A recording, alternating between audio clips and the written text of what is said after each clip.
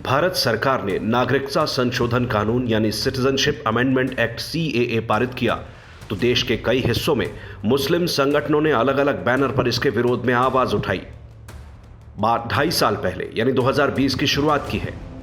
विरोध प्रदर्शनों के नाम पर अराजकता का खेल शुरू हुआ।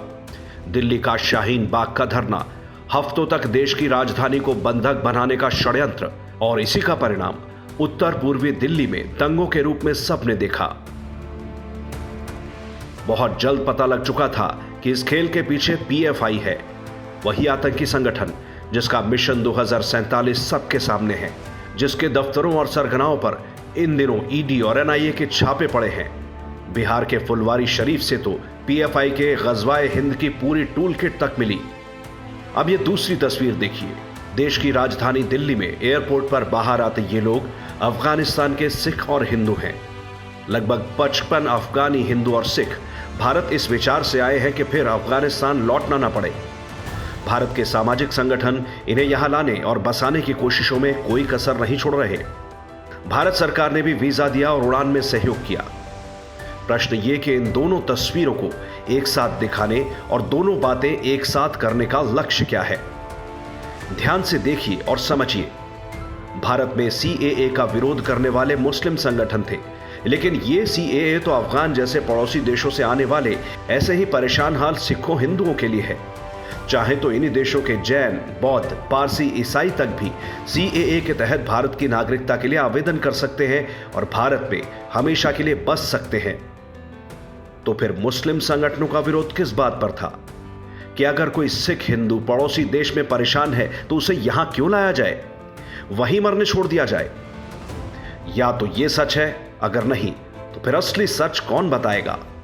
55 परिवार वहाँ रह गए थे हमारे काबुल में, भाई बहन जलालाबाद में, वो आज यहाँ सुरक्षित दिल्ली अपने वतन में पहुँचे हैं।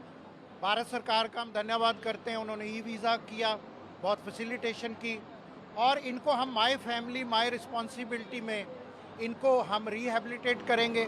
जैसे 543 फैमिलीज़ को पहले हम रिहेबिलिटेट कर रहे हैं महावीर नगर में, अर्जुन नगर में, उनको मकान लेके देना, उनको मंथली हाउस होल्ड एक्सपेंडिचर देना, उनकी मेडिकल इंश्योरेंस कराना, स्किलिंग कराना, तो ये भी हमने जिम्मेवारी ली है। मेरे साथ राम सरन जी और मनसा सिंह जी जो प्रधान हैं अभी केयर टेकर, गुरनाम सिंह जी, छबोल सिंह जी, ये सारे लोग आए हैं। तो हम एक परिवार के रूप में, क्योंकि इसका नाम ही प्रोग्राम का है माई फैमिली माई रिस्पॉन्स, मेरा परिवार हमारी जिम्मेवारी, और मैं सभी संस्था एसजीपीसी का, सभी जिनका, पुनीत जी का, जिन्होंने इसमें, ये एक टीम वर्क है जिसमें सहयोग दिया गया, मैं सबका बहुत बहुत आभारी हूँ और अकाल पुरख का आभारी हूँ और प्रार्थना करता हूँ ईश्वर से कि हमें ये सेवा करने का बल और उद्यम बख्शे कि हम इन भाई बहनों को ठीक तरह यहाँ एक अच्छा जीवन दे सकें। भारत सरकार ने सीएए नाम का कानून बनाया तो उसकी असल वजह समझिए और फिर सोचिए, क्या वास्तव में विरोध का कोई कारण था या वो सिर्फ देश विरोधी टूल किट का हिस्सा था? तो आइए पहले अफगानिस्तान से आए इन लोगों की मुसीबत समझिए, वहां के हालात समझिए, फिर निर्णय कीजिए कि क्या इन्हें बचाया जाना जरूरी है या नहीं। सीएए ऐसे पीड़ितों के लिए कितना जरूरी है? हालात पहले जो साल पहले आया उस वेले तो बहुत हालत ख़राब है, तो हम ज़रा हालात ठीक और कमकार नहीं, लोग परेशान हैं, ते लोग बहुत परेशान हैं। इसी परेशानी खातर लोग आया, लेकिन चलो लोग यात्रा भी कर ले सी, ते मौसम देख सी अगर ठीक हो गया था, चल न होया था वो देख सी थी, वो लोग बहुत परेशान हैं, परेशानी वो देखा जाए तो अभी एजुकेशन के लिए, हेल्थ के लिए ऐसे सिस्टम कैसे चल रहे हैं इस वक्त? अगर आप बाहर रह चुके हैं, इसके बारे में क्या बताएं? बोला मुसीबत बता बहुत है, लोग बहुत परेशान हैं। इस खातिर के कमकार होती नहीं है, ते बस सारा दिन लोग आड़े मकानत बैठे ते कितने कुछ कम हम ते वो नहीं कर सकते। हाँ, मुसीबत बहुत ज़्यादा है, लोग खफन परेशान हैं। सच्चाई यह है कि अफगानिस्तान, पाकिस्तान और बांग्लादेश में हिंदू सिख तो पहले से दोयम दर्जे का जीवन जी रहे हैं। अफगानिस्तान में तालिबान की नई सरकार आने के बाद हालात और मुश्किल हुए हैं। दुनिया को दिखाने के लिए तालिबान सरकार भले ही अल्पसंख्यकों की सुरक्षा के प्रति संजीदा दिखने की कोशिश करे, मगर उन नॉन स्टेट एक्टर्स का क्या, जिन्हें यही सरकारें अल्पसंख्यकों यानी हिंदुओं और सिखों पर अत्याचार करने, महिलाओं बेटियों के साथ जघन्य अपराध करने की छूट देती रही है। बाद में कागजी कार्रवाई तो होती रहेगी, मगर अत्याचार की कहानियां कभी ना रुकने वाली इसलिए हैं क्योंकि सिर्फ अफगानिस्तान नहीं, पाकिस्तान और बांग्लादेश का भी चरित्र कुछ ऐसा ही है। अफगानिस्तान से आए मनसा सिंह से सुनिए, इनके परिवार के भी कई लोगों की जान गई है, इसीलिए ये इस कोशिश में है कि अब वापस न जाना पड़े।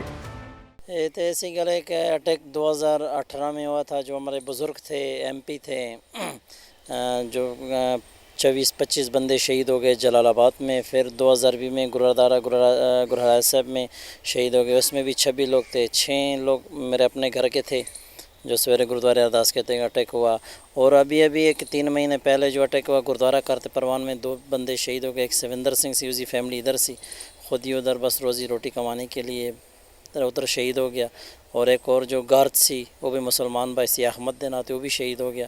गुरुद्वारे को भी तोड़ फोड़ बहुत ज़्यादा हो गई। फिर गवर्नमेंट तालिबान ने सानू पैसे दिलवा के देते थे, फिर किसी गुरुद्वारा बढ़ाया है। हाल में तालिबान सरकार ने भरोसा दिलाया था कि हिंदू सिखों को सुरक्षा दी जाएगी, मगर बताने की जरूरत नहीं कि ये सिर्फ कहने भर की बातें हैं। दुनिया के सामने मानवाधिकार का दिखावा भर है। दीनी किताब से चलने वाले तालिबान की नज़र में काफिर क्या होते हैं ये सभी जानते हैं। उसी दीनी किताब को पढ़ने वाले कट्टर जिहादी बनते हैं और उसी किताब को मानने वाले आज से पहले भी कई बार अफगानिस्तान में असंख्य हिंदू सिखों की जान ले चुके हैं। इनके नाम बस अलग हैं। कोई तालिबान है तो कोई तहरीके तालिबान, तो कोई IS खुरासान, कोई अलकायदा, लश्कर, जमात या हिजबुल। सबकी अपनी दुकानदारी है। आपस में भी लड़ते देखते हैं तो मामला मोहल्ले के बदमाशों जैसा है, उससे ज्यादा कुछ नहीं। मगर गैर मुस्लिमों के लिए इनकी एक जैसी ही नफरत है। इन सब का टारगेट एक है। वो जो उसूल है हिसाब से, वो अपनी किताब से, अपने दीन से मतलब है उनका, वो उसको बहुत ज़्यादा मानते हैं। मेरे तेरे हिसाब से नहीं चलते हो। अभी देखो कॉलेज बंद किया उन लोगों ने, लेडीज़ का गवर्नमेंट में जाना बंद किया। वो अपने हिसाब से चलते हैं। अभी क्या मेरे मन में तो जो मैं इधर रह रहा था, अभी इनकी 13 महीने की हुकूमत है, आज तक उनका डर मेरे दिल में नहीं है। तालिबान का डर मेरे दिल में नहीं है। और लोगों का है, जो और लोग भी है तो काफ़ी कोई अलग अलग ग्रोह का है ना। अब ये कौन ग्रोह कैसे करता है इसको समझ नहीं आती उधर।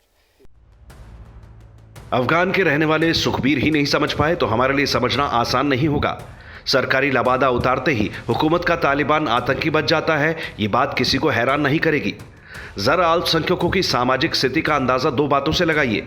सुखबीर के शब्दों में, तालिबान ने सिखों हिंदुओं को कथित आज़ादी तो दी है, मगर वो घरों तक ही सीमित है। दूसरा, सिखों हिंदुओं की दुकानों के आगे कुछ लोग थूक भी दें तो इन्हें बुरा नहीं लगता।